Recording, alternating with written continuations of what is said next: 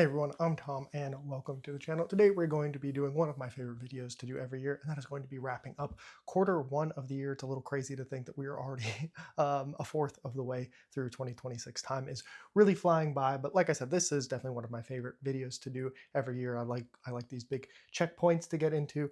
We'll talk about what my favorite reads have been, some of my stats, maybe some things that I want to change going forward, all of that fun stuff as we get into the video. So let's go ahead and first start off just with kind of my overall thoughts of the quarter so far. And I will say, so far 2026 has been a very interesting reading year for me. It has been a little bit all over the place. I've had some really good reads. I've had some things that I haven't liked nearly as much. And it's going to sound weird when I get to the stats, but I feel like I have read less this year than I have in the past, which when I look at the numbers isn't true, but it's just like a feeling I have. And I think maybe it's because when I do read, I get longer times spent reading, and maybe I'm not as consistent. I feel like in the past I was really good at doing a consistent amount every single day, and just with how busy work has been and just stuff like that, I feel like I have kind of gone into more of a, when I have time, I'm committing like 3 hours of reading, and I recently have tried to be a little bit better about it than that, which we'll talk about as we get a little bit further into the video. But so that's just been kind of a weird thing. And then I know I was thinking about this video because I knew I was going to make it. And one thing I noticed is, and I didn't feel it at the time, but I think I really miss Sun Eater. And I really think the void it has left, like the book hangover I have from finishing that series, I think it's really starting to hit me now, which is funny because I finished it long enough ago that you would think there's been enough time and I've read stuff. But I really think that it's one of those things where it's probably my third favorite series of all time, which is like, crazy high praise and everything. But I don't know if I realized how much I loved that series while I was in it. And obviously I read it all like really back to back and was really engrossed in it and just was like a part of it. And I think that has just kind of been a shadow over 2026 so far, that like, and it's not that I'm not reading great stuff. Like the books we're going to talk about that have been my favorite stuff so far have been fantastic. And I've been reading fantastic series. Um, One that is in my top 10 of all time. There's just something about that world that I'm missing in a way that I haven't really missed a world in a long time. So I think that's just part of just maybe kind of the mellow feel I have about some of my reading so far, which is interesting. And I think it's starting to pick up because of some of the stuff I'm currently reading. Like I'm currently about halfway through two different books right now, and I think both of them are kind of helping propel me forward from that. But I really do think the shadow of it's funny because the last book is Shadows Upon Time, but I think the shadows upon my reading of 2026 have definitely been clouded by Sun Eater, and I don't think I would have expected that. So that's just kind of the overall vibe of 2026, my reading so far. And so like I mentioned, I've got to look at the notes for this. So far I have read 12 books, which comes out to 6,874 pages, which is a little bit of a lie because one of those is a comic book compendium that was like 1,200 pages. So that definitely knocks it back a little bit. So it's really 10 fiction books, one comic book, but it was a compendium of the second compendium of Invincible. So, it was 100 and something comics all put together. And then I have one nonfiction book. And then that does not include, so maybe this evens it back out, to all of the Conan stories that I have been reading because Jake has 3 individual volumes that we're pulling stories from in the order that they come through. And I think we're just about to finish the first one of those. So maybe, I don't know, it's probably another 400 or 500 pages, maybe somewhere in there. So I don't know. Gives you a general idea of what I have been reading. And some of the big hitters have obviously been like Wars of Light and Shadow. And as we're getting into it, Red Rising is definitely something that is coming more to the forefront. So let's go ahead and talk about what my favorite reads have been so far. And I spoiled it just a little bit. Right now in first place, we have Peril's Gate by Jenny Wirtz. This is, which book is this? Is this book? Yeah, book 3 in the Wars of Light and Shadow, because I'm currently reading book 4. Okay, let me rephrase that. This is book 3 in the Alliance of Light arc inside of the Wars of Light and Shadow. So that would make this book 6 overall. There we go. I think I got that right. Obviously, I don't want to spend too much time talking about this. There's a live chat actually on my channel of this with a bunch of people I'm reading this with. That has been an awesome experience. Just at this point, no.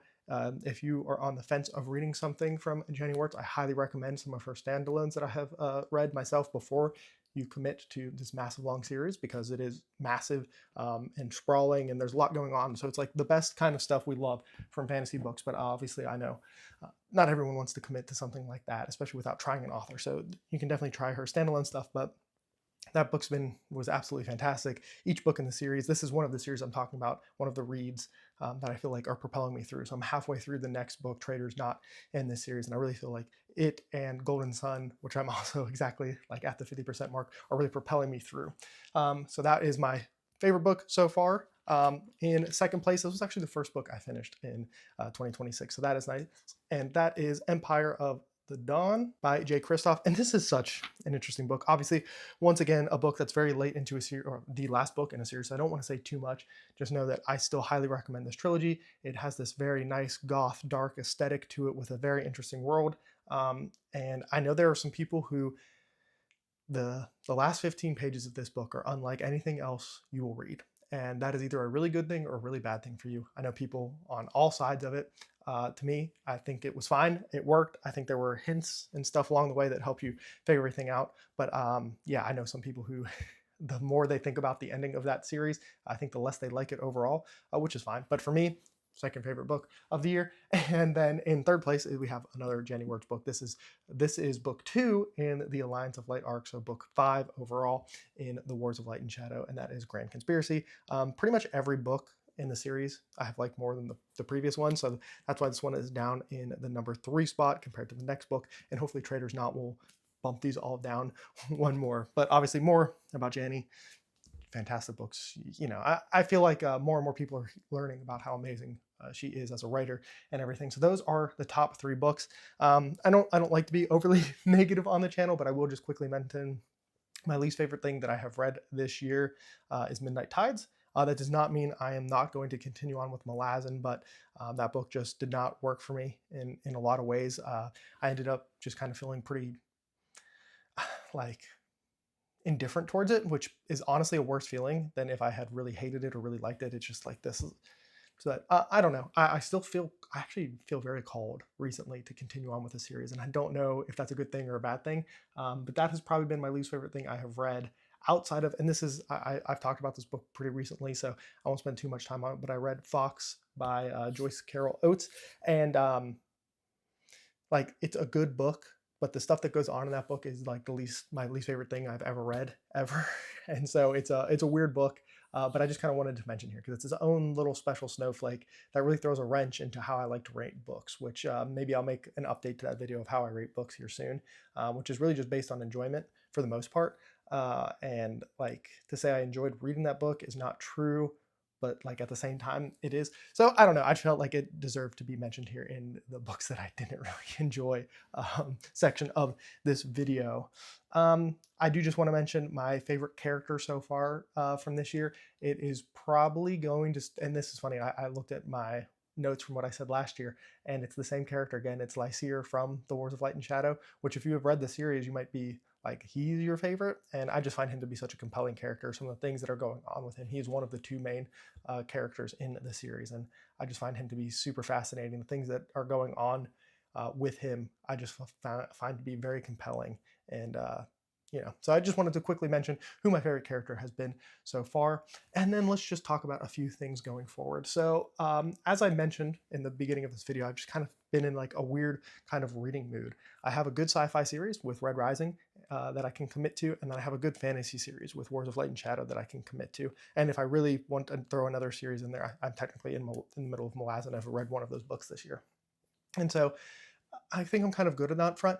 And so I've been kind of reaching for some different stuff this year. Silence, I think, is a good example of that. Fox is a good example of that. And there's some more too. But I think I want to continue that. Some of the things that have been calling to me recently is some of the classics, right? So some stuff from like Dickens or East of Eden in particular has really been calling to me a lot. I would really like to get back to Hemingway. I actually bought a bind up of all of his short stories. I've never read any of Hemingway's short stories, and he's one of my favorite authors.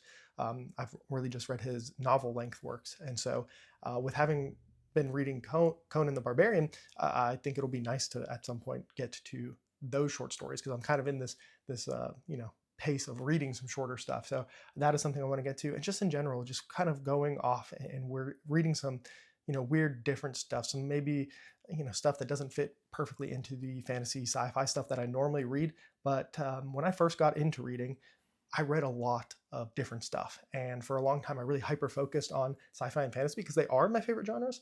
But I think there is a lot of stuff that has been calling to me recently outside of that. So there's definitely a balance to be struck here, to keep reading sci-fi and fantasy and branching out, because there's just so much good stuff to read. I've never just been somebody who reads one specific genre. So we'll see how that goes. I don't have any like hard plans, but they're just like, I'm a mood reader anyway. And so when my mood is, away from sci-fi and fantasy, because it's being filled already, like it almost feels weird to add in another fantasy series or another sci-fi series when I have ongoing ones in the ones that I've already mentioned. So I think that is maybe part of why I'm feeling, like branching out and going to some things that I want to do.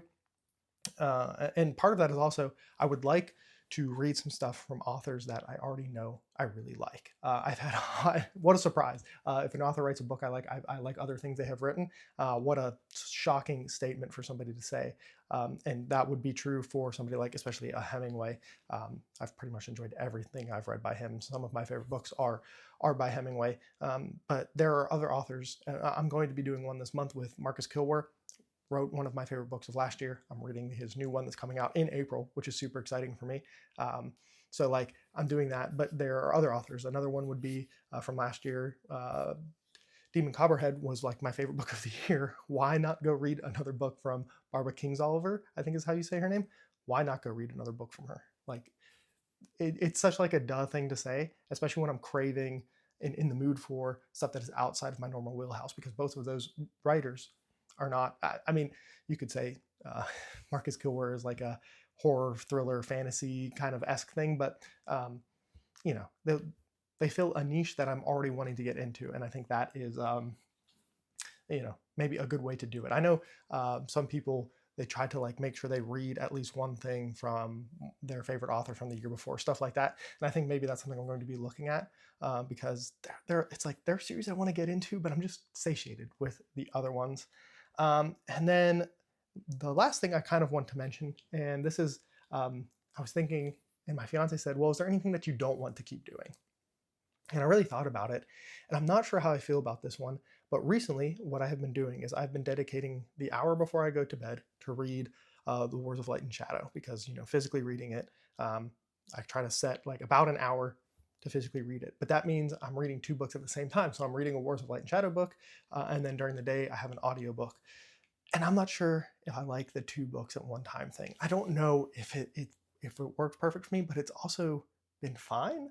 I don't think it's really taking away from either of the books I'm listening to or reading physically, but it is just something where I really normally like to just be able to dedicate all that time to one book.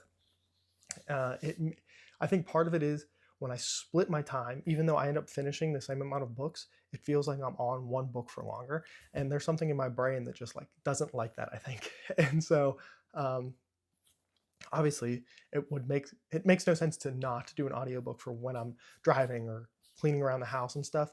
So I don't know exactly what I'm going to do there, but that is just one other thing that I wanted to bring up here in this quarterly update, because when I go back and look at this for myself at the halfway point of the year, it'll be a thing to think about and all of that. But how has your reading year been so far? Have you had any big hits? I think at this point last year, I already had 1 or 2 5-stars, which is pretty crazy because I think I ended the year with 3, maybe 4.